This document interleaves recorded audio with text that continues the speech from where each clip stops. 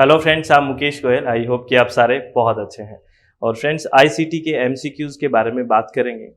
चित्त को रिलैक्स करके इनका सॉल्यूशन देखना है कि कैसे क्वेश्चंस का सॉल्यूशन करते हैं, किस तरह से क्वेश्चन को अच्छे से पढ़ के चीज़ की आंसर तक पहुंचते हैं। इसके बारे में अच्छे से शांति से सुनना है।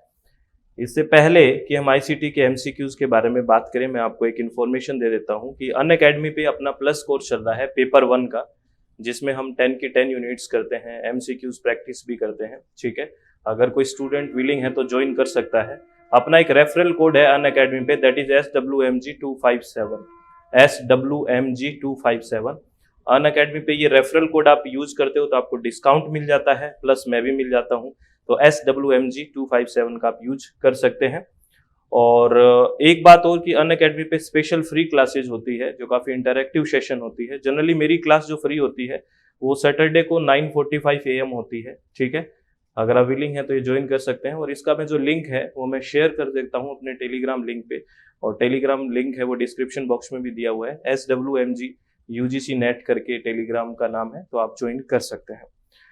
चलो फ्रेंड्स, हम बात करते हैं आईसीटी के एमसीक्यूज के बारे में। और पहला जो हमारा क्वेश्चन है वो क्या है, देखिए। पहला क्वेश्चन है, the main purpose of using ICT for classroom teaching is to. कक्षा शिक्षण में आईसीटी प्रयोग का मुख्य प्रयोजन क्या है।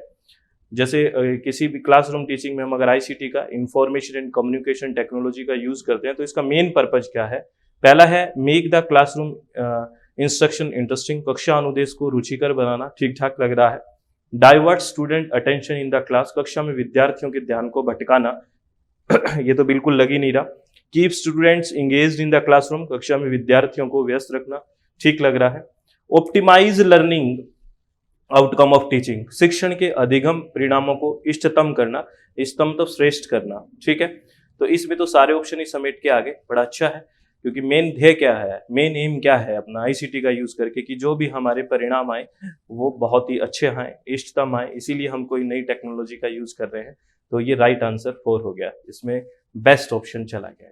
ठीक है, नेक्स्ट अगर क्वेश्चन की बात करें, नेक्स्ट क्वेश्चन कह रहा है, which of the following statement is और आर करेक्ट। नीचे 2 स्टेटमेंट लिखे हुए हैं और इसमें आपको पूछा है कि कौन सा स्टेटमेंट है वो करेक्ट है। पहला स्टेटमेंट कह रहा है, ए लोकल एरिया नेटवर्क, जिसको हम शॉर्ट में लैन बोलते हैं, local area network, is usually located on one brand of computer.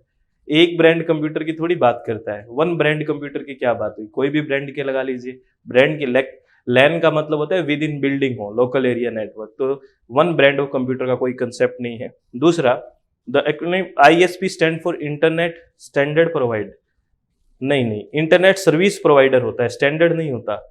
क्या होता है, सर्विस प्रोवाइडर होता है। तो ये भी गलत हो गया भाई, ये भी गलत हो गया, दोनों ही गलत है। ना तो ए है और ना बी है। राइट आंसर इसका 4 आ गया। A groups access to digital technology and another groups lack of access to it will cause a disparity known as.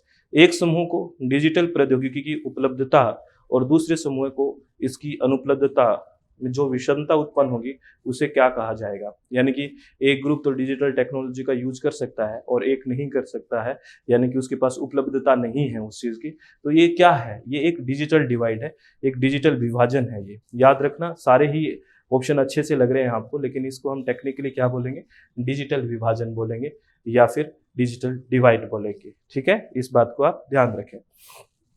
Next question है कि e commerce involve buying and selling of. E commerce में खरीदना और बेचना क्या शामिल है, क्या बेचा और खरीदा जाता है। क्या सिर्फ गुड्स बेचा जाता है या फिर इलेक्ट्रॉनिक गुड्स, ऐसा ई जो कॉमर्स होता है उसमें सब चीज़ होती है। प्रोडक्ट्स भी होते हैं, उत्पाद तो आप मंगवाते रहते हो, और सर्विसेज भी बेची जाती है, जैसे बैंकिंग सर्विसेज है, टीचिंग की भी सर्विसेज सेवा है, ये भी इंटरनेट के थ्रू सेलिंग हो रही है। तो ये दोनों ही चीज़ है, उत्पाद और सेवाएं दोनों ही चीज़ है फ्रेंड्स। ठीक है, तो आई थिंक आपको हर एक क्वेश्चन अच्छे से समझ में आया होगा और कोई टेंशन तो नहीं होगी। ठीक है ना, बिल्कुल भी कोई टेंशन नहीं होगी। नेक्स्ट क्वेश्चन है, the term plotter is best described as. Plotter शब्द को सबसे अच्छे रूप में वर्णित किया गया है। प्लॉटर होता क्या है, एक बड़ा प्रिंटर है वो प्लॉटर है, एक बड़ा प्रिंटर होता है वही प्लॉटर होता है। एक तरह से जो बड़े बड़े आप बैनर्स वगैरह निकलते हैं, तो ये एक आउटपुट डिवाइस है। जब प्रिंटर एक आउटपुट है, उसी का बड़ा रूप प्लॉटर है, तो वो भी एक आउटपुट है। An output device to produce drawing and graphics, ये इसका राइट आंसर हो गया। चित्र और ग्राफिक्स के उत्पादन के लिए एक आउटपुट डिवाइस है। ठीक है, प्लॉटर याद रखना, ये क्वेश्चन कई बार आता है फ्रेंड्स। ठीक है, प्लीज इस चीज को ध्यान रखें। और लास्ट वाली जो हमारी बात है इसको भी आप लोग ध्यान रखें, हमेशा अपने चित्त को रिलैक्स रखें, हमेशा आप खुश रहें, किसी भी तरह की टेंशन ना लें और हर क्वेश्चन को अच्छे से समझने की कोशिश करें, तभी चीज़ें समझ में आएगी फ्रेंड्स, है ना। हर ऑप्शन को समझने की कोशिश करें कि ये कहना क्या चाहता है, आप क्या समझ रहे हो, ये सारी बातें करेंगे तभी क्वेश्चंस अच्छे से समझ में आएंगे। और आप हमेशा खुश रहें। All the very best. बहुत बहुत धन्यवाद। Thank you, thanks a lot friends. बहुत बहुत धन्यवाद सभी का।